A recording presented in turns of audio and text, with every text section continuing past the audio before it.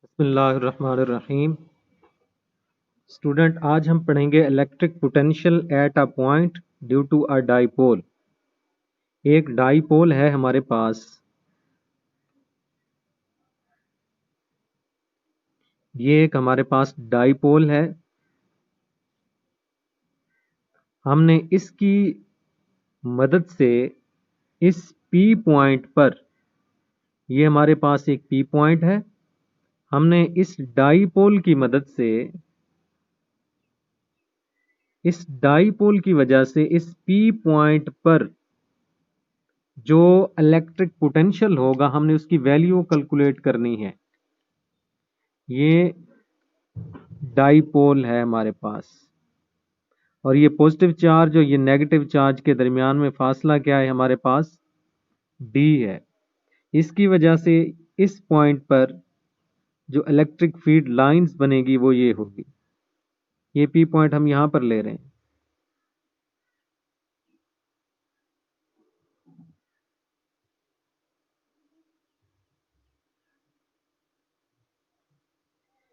ये हमारे पास एक डाइपोल है और ये हमारे पास एक पॉइंट पी है। हमने इस पी पॉइंट पर इलेक्ट्रिक पोटेंशियल की वैल्यू कैलकुलेट करनी है इस पी पॉइंट पर। ठीक है स्टूडेंट। अच्छा, अब हमें पता है कि इस की वजह से, इस पॉजिटिव की वजह से जो इलेक्ट्रिक पोटेंशियल इस पॉइंट पर होगा वो V प्लस होगा और इस नेगेटिव चार्ज की वजह से इस P पॉइंट पर जो इलेक्ट्रिक पोटेंशियल होगा वो V नेगेटिव होगा और टोटल पोटेंशियल जो इस पॉइंट पर होगा वो बराबर होगा V is equal to V plus ये और प्लस ये V नेगेटिव। हम इन दोनों का सम कर देंगे। फिर देखें स्टूडेंट, हमने एक इलेक्ट्रिक डाइपोल लिया और उस इलेक्ट्रिक डाइपोल की मदद से हमारे पास कोई पी पॉइंट है, उस पर हमने इलेक्ट्रिक पोटेंशियल की वैल्यू मालूम करनी है जो इस इलेक्ट्रिक डाइपोल की वजह से है। तो हमने ये देखा इसकी वजह से इस पी पॉइंट पर जो पोटेंशियल होगा वो वी पॉजिटिव होगा और इस नेगेटिव चार्ज की वजह से जो यहाँ पर पोटेंशियल होगा वो वी नेगेटिव होगा। तो इसके ऊपर ये चार्ज और इसे क्यू प्लस चार्ज इससे डिनोट करेंगे। तो टोटल इलेक्ट्रिक पोटेंशियल जो इस पॉइंट पर होगा वो V is equal to V plus ये वाला, इसकी वजह से जो इलेक्ट्रिक पोटेंशियल होगा, और इस चार्ज की वजह से V नेगेटिव जो इलेक्ट्रिक पोटेंशियल होगा, इन दोनों के सम के बराबर होगा टोटल पोटेंशियल P पॉइंट पर। तो स्टूडेंट, हमें पता है कि इलेक्ट्रिक पोटेंशियल की जो वैल्यू होती है V is equal to 1/4 pi epsilon not q बटा आर, इसके बराबर होती है। ये यहां से यहां तक फासला हमारे पास है R1 और यहां से यहां तक फासला है हमारे पास R2। ठीक है स्टूडेंट। तो हम लिखेंगे V पॉजिटिव, जब हम लिखेंगे इसकी वजह से जो इलेक्ट्रिक पोटेंशियल यहां पर होगा, तो V पॉजिटिव हमारे पास बराबर होगा 1/4 pi epsilon not Q plus बटा R1, इनके दरमियान में जो डिस्टेंस है।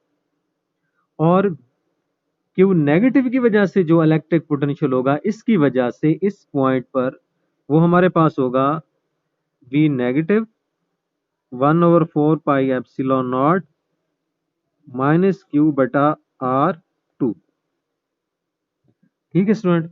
अब हमने इनकी वैल्यूज उठा के, इसकी और इसकी वैल्यू उठा के और इसकी वैल्यू, ये हमारे पास V क्यू पॉजिटिव की वजह से जो इलेक्ट्रिक पोटेंशियल था वो ये है, और क्यू नेगेटिव की वजह से जो इलेक्ट्रिक पोटेंशियल P पॉइंट पर था वो ये है। इन दोनों की वैल्यूज उठाकर हम इस इक्वेशन में पुट कर देंगे। तो ये हमारे पास आ जाएगी V इज इक्वल टू, इन दोनों की वैल्यूज उठा के पुट करना, V is equal to 1/4 pi epsilon not Q positive बटा R1 और दरमियान में प्लस है, प्लस लगा दें 1/4 pi epsilon not Q negative बटा R2। यही है। अब हम इस इक्वेशन को, ये क्यू पॉजिटिव है, अब हम इस इक्वेशन को आगे लेकर चलेंगे।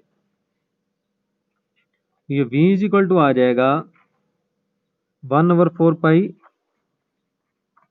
एप्सिलॉन नॉट क्यू बटा R1, ये प्लस माइनस शुरू में ले आए, बाहर आ जाएगा 1/4 पाई एप्सिलॉन नॉट क्यू बटा R2। ये पॉजिटिव, ये भी पॉजिटिव हो गया, ये माइनस साइन बाहर बाहर हमने निकाल लिया है, इसलिए मैं यहाँ पे नहीं लगा रहा। तो ये हमारे पास फाइनल इक्वेशन आ गई स्टूडेंट। अब एक बात ये है कि इसमें हमारे पास v is equal to 1/4 pi epsilon naught common आ रहा है, q बटा 4 पाई एप्सिलॉन नॉट ऊपर वाली इक्वेशन में हमारे पास कॉमन आ रहा है, तो हमारे पास बच जाएगा 1/R1 माइनस 1/R2। ये देखें, ये और ये हमारे पास बच जाएगा। अच्छा, अब हमने आगे इसका एलसीएम ले लेना है, 4 pi epsilon not R1 R2 minus R1, ये हमारे पास आ जाएगा। अब इसमें ये देखें कि हमारे पास अगर मैं यहां से यहां पर एक परपेंडिकुलर गिरा हूं, ये देखें यहां तक, ये मैंने लाइन ड्रा की, ये वाली लाइन और ये वाली लाइन बराबर हैं। अगर यहां से मैं लूं, यहां से यहां तक और यहां से यहां तक, ये वाली लाइन बराबर है। ये वाली लाइन जो है R2 इतनी बड़ी है, यानी ये हमारे पास आ जाएगा पाथ डिफरेंस। यहां से यहां तक अगर मैं लंबाई मापूं, यहां से यहां तक, तो ये हमारे पास क्या आ जाएगी, R2 माइनस R1। इसे मैं डेल R से शो करूंगा, किससे, डेल R से इसे शो करेंगे, डेल R। तो ये डेल R जो होगा R2 माइनस R1 के बराबर होगा, यानी ये वाला फासला जो होगा, अगर मैं ये वाला फासला निकालना चाहूं तो इस पूरी R2 को मैंने R1 में से माइनस कर दूंगा, तो ये जो लाइन है इतनी बड़ी होगी इस लाइन से, तो डेल R हमारे पास ये आ गया है। ठीक है स्टूडेंट, अगर मैं अब यहां पर इस थीटा के अकॉर्डिंग मैं यहां पर cos थीटा अप्लाई कर दूं, तो ये थीटा है, तो इसके सामने वाला ये क्या होगा, परपेंडिकुलर, और परपेंडिकुलर के सामने ये क्या होगा हमारे पास, हाइपोटेनियस, और ये हो जाएगा हमारे पास बेस। तो इस थीटा पर यहां पर अगर मैं cos थीटा अप्लाई करूं, तो cos थीटा किसके बराबर होगा, बेस ओवर हाइपोटेनियस। तो बेस क्या है, R2 माइनस R1 बटा डी। तो R ये इधर आके क्या हो जाएगा, मल्टीप्लाई खा जाएगा, तो ये d cos थीटा हमारे पास आ जाएगा R2 माइनस R1। तो लिहाजा R2 माइनस R1 किसके बराबर होगा, d cos थीटा के बराबर होगा। तो यहां पर लिखें,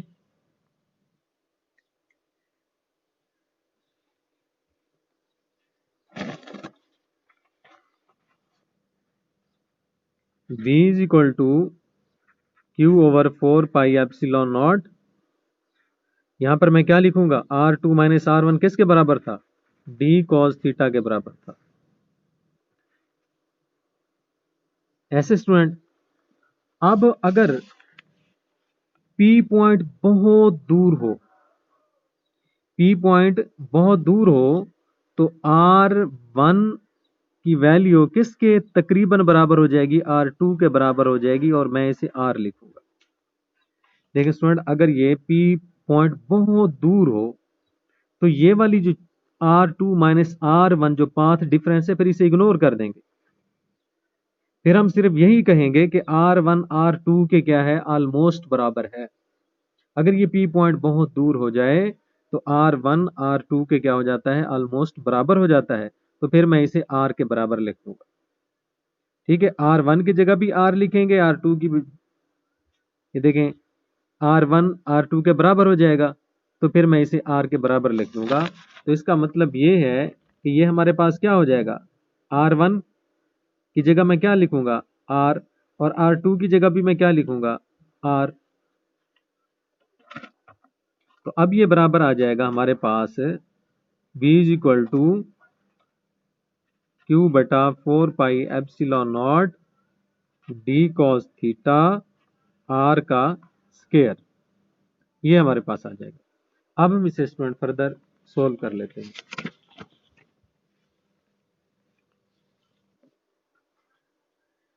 हमने निकाला है V is equal to Q over 4 pi epsilon naught D cos theta बटा R का स्केयर।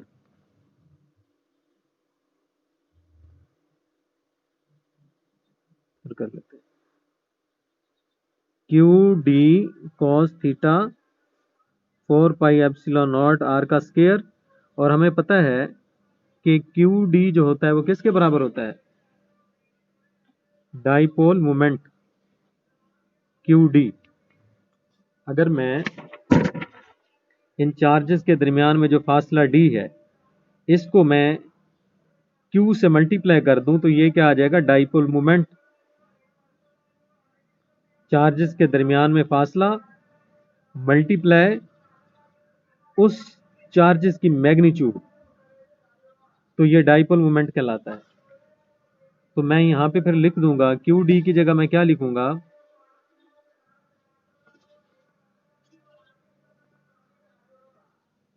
डाइपोल मोमेंट की वैल्यू लिख दूंगा cos theta 4 pi epsilon naught R का स्केयर। अब आप ये देखें, मैं ऊपर भी R से मल्टीप्लाई कर देता हूं और नीचे भी R से मल्टीप्लाई कर देता हूं, यहां पर R की 3 बन जाएगा और ऊपर में ये R मैंने लिख दिया। ये देखें ऊपर पी आर कॉस थीटा, ये हमारे पास डॉट प्रोडक्ट बन रहा है।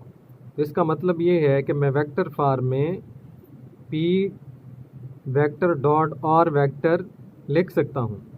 तो ये हमारे पास फाइनल जो है इलेक्ट्रिक पोटेंशियल होगा पी पॉइंट पर डाइपोल की वजह से। ओके स्टूडेंट, अल्लाह हाफिज़।